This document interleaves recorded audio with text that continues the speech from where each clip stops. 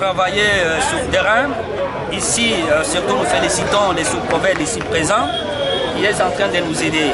Nous avons sensibilisé tous les chefs d'établissement que le ministère national est en train de fournir beaucoup d'efforts pour produire des bulletins scolaires. Et nous les avons acquis depuis le mois de juin. Nous avons appelé les chefs d'établissement de venir s'en procurer à leur tour auprès de la sous-division. Nous savons qu'aucun chef d'établissement ne peut avoir des faux bulletins parce qu'il y a des vrais bulletins qui sont basés, qui sont dans les dépôts chez les sous-prophètes, voire même chez nous à la direction provinciale. S'il y a ces chefs d'établissement qui auraient acheté des faux bulletins dans les réseaux mafieux, qu'ils commencent à les brûler. Sinon, nous allons les poursuivre, nous allons les châtier. Et d'ailleurs, j'ai reçu les rapports venant de M. les sous-prophètes qu'il a déjà suspendu des chefs d'établissement. Et je lui ai demandé que ce n'est pas fini, ce n'est pas tout.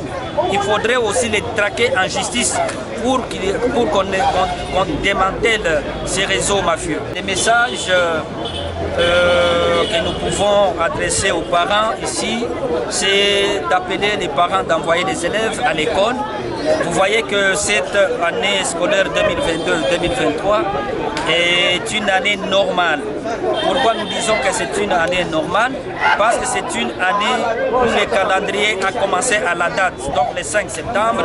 Au mois de septembre, les enseignements commencent et pour se terminer le 2 juillet. Les 2 dernières années ont été troublées par la pandémie de Covid. On ne parvenait pas à réaliser les 222 jours recommandés au secondaire. Donc on arrivait dans les 180 jours. Même les programmes étaient troublés, que les enseignants ne parvenaient pas à terminer les programmes. Et ici, question aussi d'appeler les enseignants, vraiment d'accélérer avec les enseignements. Il y a déjà une semaine passée, nous sommes jeudi aujourd'hui, donc vous voyez déjà c'est la 2e semaine qui se termine. Donc il ne faudrait pas qu'ils attendent et ils doivent accélérer avec la matière parce que le ministère national a vu cela qu'il fallait cette fois-ci que les calendriers scolaires redeviennent à la normale.